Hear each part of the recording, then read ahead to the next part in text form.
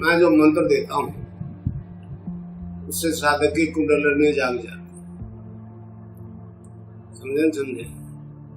जैसे आप नवरात्रि में पूजा करते हैं दुर्गा की, सीता कह दो, राधा कह दो, पार्वती कह दो,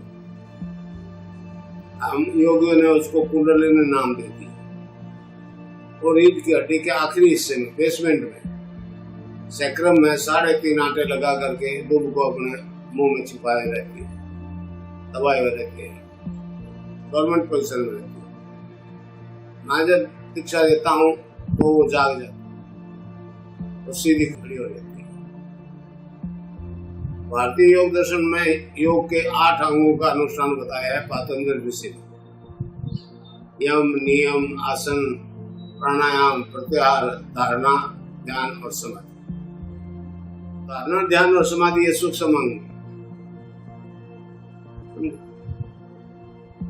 जागृत kundalini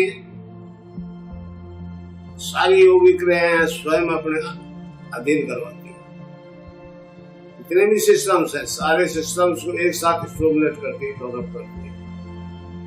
According to Hindu philosophy, each human being has a feminine energy force known as the Kundalini.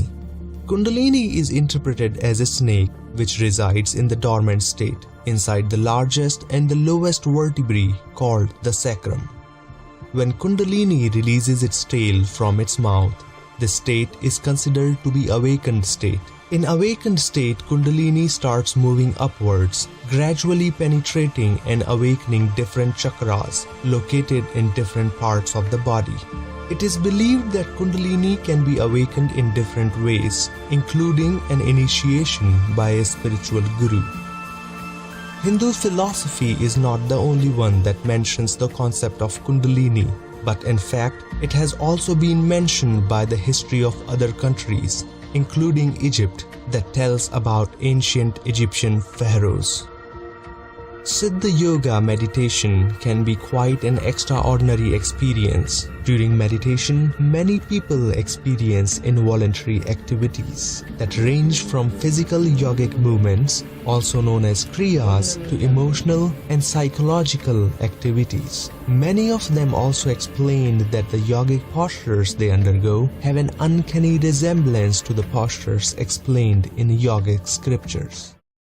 ऐसा दिव्य ज्ञान है जो इस भारत की पुण्य भूमि में हमेशा हुआ है। महर्षि अरविंद ने कहा है, man is a transitional being, he is not final but he will be. हमारे कलयुग के आदि गुरु मच्छिंद्र नाथ जी ने हैं, उन्होंने कहा है ये योग जो है वेद रूपी कल्पतरु का अमर फल है।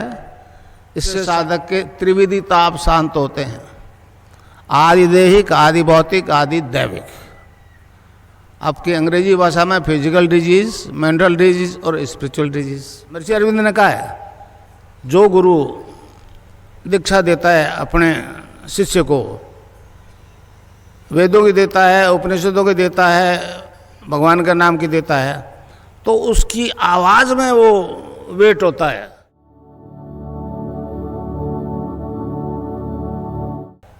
अब मंत्र बता दूं, उसको जपना है क्लिंग कृष्ण क्लिंग क्लिंग, गै की ध्वनि निकल के पीछे, cling Krishna cling cling Krishna cling. Radha के बिना कृष्ण आधा, शिव से एक की मात्रा हटा लो सब रह जाता है। तो कोई भी मंत्र बिना शक्ति के काम नहीं करता।